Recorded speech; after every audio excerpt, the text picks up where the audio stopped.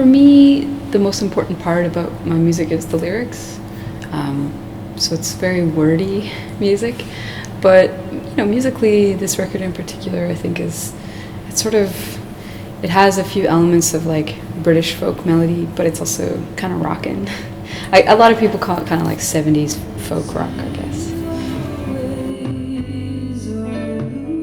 Yeah, it's interesting. I think with influences, often it isn't the way that the music sounds isn't necessarily the influence that you had.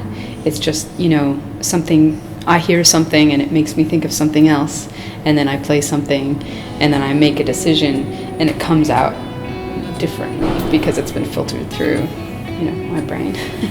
So my influences, I feel like, are pretty all over the place. So yeah, I'm not sure if they're exactly the way the record sounds, but yeah. It's a little crazy. Going to Switzerland, and I'm going home for 4 days, and then we're going on tour for a month in North America, and then we're going to South by Southwest in Texas. We're coming back to Europe in April and doing Scandinavia and Germany, and doing more shows in the US, and then I'm going to Australia in May, and then playing festivals in the summer. So quite busy.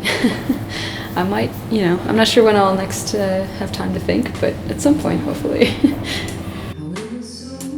Oh, I love the concept of Gibson libraries. I think it's such a nice idea.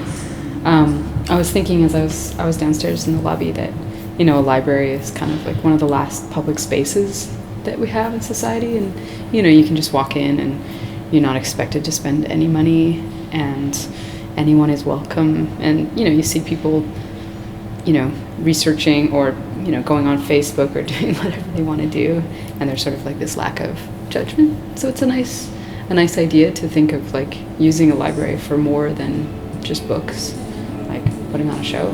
Why not? It's pretty cool.